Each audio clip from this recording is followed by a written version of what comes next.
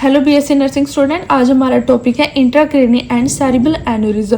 ये है neurological disorder, आज पढ़ेंगे हम। ठीक है, एनोरिज्म क्या होता है? एनोरिज्म क्या, जब हमारी आर्टरी में क्या हो जाती है, बल्जिंग होने लगती है। ठीक है, ब्लड वेसल में तब बलून स्ट्रक्चर फॉर्म होता है, ऐसा बलून स्ट्रक्चर फॉर्म होता है, उसे हम कहते हैं एनोरिज्म कहते हैं। ठीक है, जो आर्टरीज का क्या काम होता है, ये ऑक्सीजनेटेड ब्लड कैरी करती है। ठीक है, फ्रॉम द हार्ट। ठीक है, ऑक्सीजनेटेड ब्लड लेकर जाती है हमारे हार्ट से all over the body parts. ठीक है, एंड मतलब जो एनोरिज्म कोज होता है ना, ठीक है, जब इसकी बल्जिंग होती है, ठीक है, आर्टरी वॉल्स में, ठीक है, आर्टरी वॉल्स जब ब्रस्ट हो जाती है, ठीक है, हैमरेज होने के चांसेस होते हैं। तो जब हैमरेज होती है हमारे ब्रेन की, दैन क्या कोज होता है, डेथ भी हो सकती है पर्सन की। ठीक है, एंड मेजोरिटी मतलब ये ना एनोरिज्म को मोस्टली कहाँ कोज होता है, हमारे योटा में मोस्टली कोज होता है। ठीक है, हार्ट से जब योटा वो निकलती है ना, ऑल ओवर बॉडी में जब ब्लड सप्लाई होती है, तब वहाँ कोज होता है योटा में। ठीक है, एंड डेफिनेशन क्या है एनोरिज्म की? Aneurysm is weakness secular poaching of cerebral artery. Aneurysm typical develop in the base of brain inside the skull cavity. ठीक है, ये कहाँ मेनली प्रेजेंट होता है? बेस ऑफ ब्रेन में मेनली ये एनोरिज्म कोज होता है। ठीक है, बलून स्ट्रक्चर कोज होने लगता है हमारे base of brain. Base of brain कहाँ होता है? ठीक है, ये ब्रेन स्टेम को कहते हैं, जहाँ पर स्पाइनल कॉर्ड एंड ब्रेन का पार्ट होता है प्रेजेंट। ठीक है, इसमें क्या है, बलून स्ट्रक्चर ऐसे क्रिएट हो जाता है। ठीक है, जब सप्लाई होती है ब्लड की, यहाँ बलून स्ट्रक्चर क्रिएट होने की वजह से ऑब्स्ट्रक्शंस आने लगती है। ठीक है, देन इसकी क्लासिफिकेशन क्या है? एनोरिज्म की 3 टाइप्स की है, secular aneurysm, fusiform aneurysm, mycotic aneurysm. Secular aneurysm में क्या होता है, जब हमारी ये देखो आर्टरी है ना, उसकी साइड में ना बल्जिंग होने लगती है। ठीक है, उसे क्या हम कहते हैं? Secular aneurysm. ठीक है, फ्यूजिफॉर्म सेक्युलर एनोरिज्म को अब क्या और क्या कहते हैं? बैरी एनोरिज्म भी कहते हैं। ठीक है, बैरी स्ट्रक्चर भी इससे होता है ना। ये मोस्ट कॉमनली कहाँ प्रेजेंट होता है? अडल्ट में मोस्ट कॉमनली होता है। ठीक है, फ्यूजिफॉर्म एनोरिज्म क्या होता है? इसमें ये बलून स्ट्रक्चर फॉर्मेशन होने लगती है आर्टरीज में। ठीक है, बलून स्ट्रक्चर के फॉर्म होने लगता है। ठीक है, ऑल ओवर आर्टरीज में ये फैल जाता है। ठीक है, सेक्युलर क्या होता है? साइड में होता है। ठीक है, बैरी स्ट्रक्चर नहीं सुना, जो बैरीज होती है, ठीक है, वैसा होता है। ठीक है, स्ट्रक्चर साइड में। जब फ्यूजिफॉर्म होता है ऑल ओवर, ठीक है, बलून स्ट्रक्चर्स भी इसे हमें कहते हैं। ठीक है, बलून ये ऑल ओवर आर्टरी में प्रेजेंट होता है। ठीक है, माइकोटिक एनोरिज्म क्या होता है? माइकोटिक एनोरिज्म भी साइड में प्रेजेंट होता है। ठीक है, इसकी जो आर्टरीज की वॉल है ना, वो बैक्टीरिया ये इन्फेक्शन कोज कर देगा। ठीक है, आगे। ठीक है, माइकोटिक का मतलब ये है बैक्टीरिया के थ्रू इन्फेक्शन कोज होने लगेगी, उसकी आर्टरीज की वॉल है वो खराब होने लगेगी ड्यू टू बैक्टीरिया। ठीक है, बैक्टीरियल इन्फेक्शन होने के यहाँ चांसेस होते हैं। क्लियर? इसकी 3 type, saccular, fusiform and mycotic aneurysm. Then इसकी इटियोलॉजी क्या है, इसके क्या क्या कारण हो सकते हैं एनोरिज्म होने के? ठीक है, सबसे पहले है हाइपरटेंशन। हमारा जब हाई ब्लड प्रेशर होता है देन कोज होता है एनोरिज्म। स्मोकिंग की वजह से भी होता है, एथेरोस्क्लेरोसिस की वजह से। एथेरोस्क्लेरोसिस का मतलब होता है कि जब प्लैक फॉर्मेशन होने लगती है हमारी आर्टरीज में। ठीक है, अल्कोहल कंजप्शन की वजह से, एक्सेसिव अमाउंट में हम अल्कोहल पियेंगे तो दैन क्या होगा, हमारी आर्टरीज में क्या होगा, अफेक्ट पड़ेगा ना।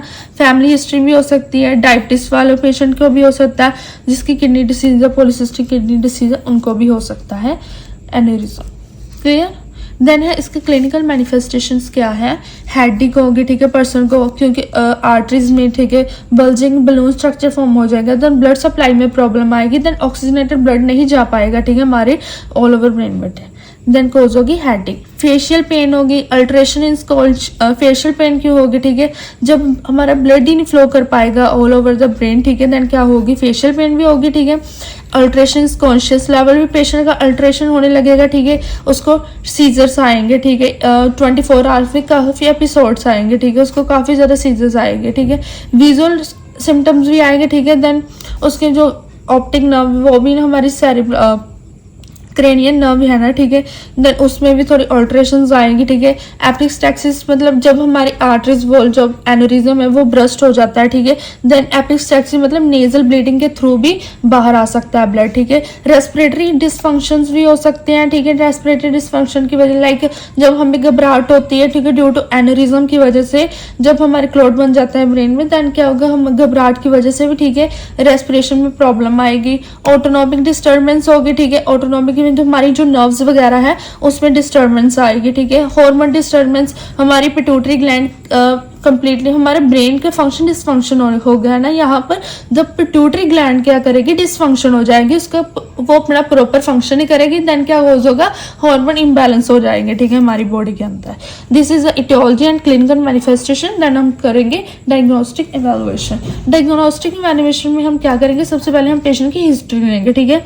हिस्ट्री में क्या लेंगे, देन हम उससे पूछेंगे कि तुम्हारी हेडेक कितने टाइम चल रही है, ठीक है। उस according to clinical manifestation, aetiology के अकॉर्डिंग हम उसके बातचीत करेंगे कि उसको कोई हाइपरटेंशन देनी है, उसको कोई थिरसोक्लोर्स की कोई लिपिड ज़्यादा, उसने कोई कोलेस्ट्रॉल टेकिंग फूड तो नहीं खाया है, ठीक है। उसकी फैमिली हिस्ट्री चेक करेंगे, ठीक है। उसको कोई डायबिटीज वगैरह तो नहीं है, ठीक है।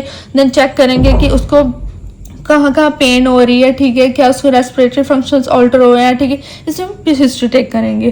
फिजिकल एग्जामिनेशन में हम पेशेंट के फिजिकल एग्जामिनेशन करेंगे, उसका कॉन्शियस लेवल चेक करेंगे, वटएवर, ठीक है। देन सीबीसी करेंगे, कंप्लीट ब्लड सेल्स चेक करेंगे, ठीक है। सीबीसी करेंगे हम पेशेंट की, ठीक है।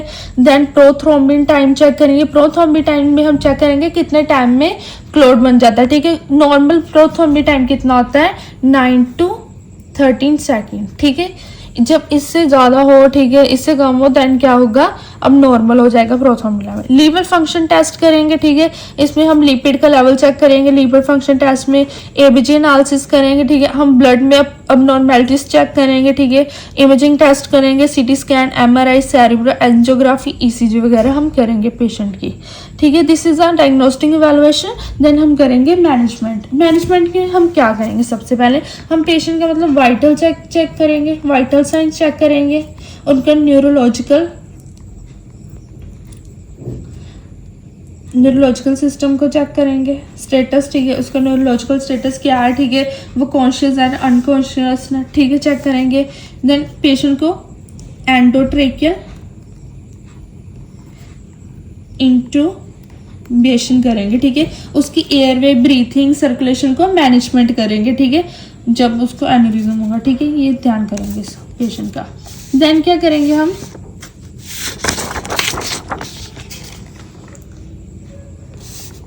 एंड कैल्शियम चैनल ब्लॉकर्स देंगे पेशेंट को,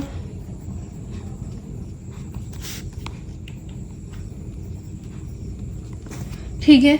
हम सीजर को प्रिवेंट करने के लिए भी दे सकते हैं कैल्शियम चैनल ब्लॉकर्स। देन हम क्या करेंगे, मायोटिक एनेरिज्म किसकी वजह से हो रहा है, बैक्टीरिया की वजह से हो रहा है, ठीक है। देन हम बैक्टीरिया को प्रिवेंट करने के लिए भी इसको मेडिसिन देंगे, ठीक है। एंटीबैक्टीरियल्स भी दे सकते हैं, एंटीबायोटिक्स, ठीक है। देन हम पेशेंट को कोआगुलेशन मतलब क्लॉट ज़्यादा मतलब क्लॉट बन रहा है, ठीक है, एंटी कोआगुलेंट्स को भी अवॉइड करेंगे, ठीक है।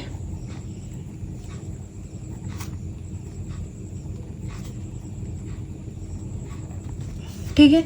देन हम करेंगे सर्जिकल मैनेजमेंट। सर्जिकल मैनेजमेंट में हम क्या करेंगे, सर्जिकल क्लिपिंग करेंगे, ठीक है। सबसे पहले ये सर्जिकल, इसमें क्या करेंगे हम, पहले पेशेंट के, ठीक है, वो कट लगाएंगे, ठीक है। देन हम क्या करेंगे, उस जहाँ पर उसका एनेरिज्म हुआ है, ठीक है, एक मेटल की क्लिप लेंगे, ठीक है। देन जहाँ पर उसका बल्जिंग ये पार्ट है ना, ये बल्जिंग पार्ट है, इसको क्लिप के थ्रू काट देंगे, ठीक है।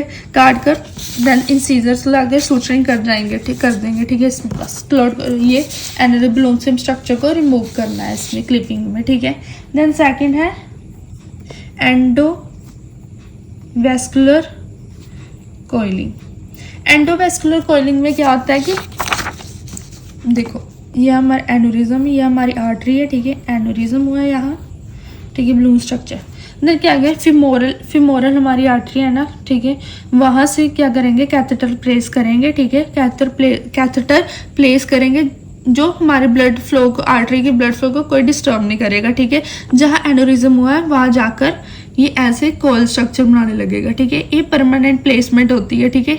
यहाँ ऐसे कोल स्ट्रक्चर बनाने का एंडोवैस्कुलर कॉइलिंग इसे कहते हैं, ठीक है। I hope this is clear to everyone. आज हमने इंट्राक्रैनियल सेरेब्रल एनेरिज्म पढ़ा। I hope this is clear to everyone. Thank you.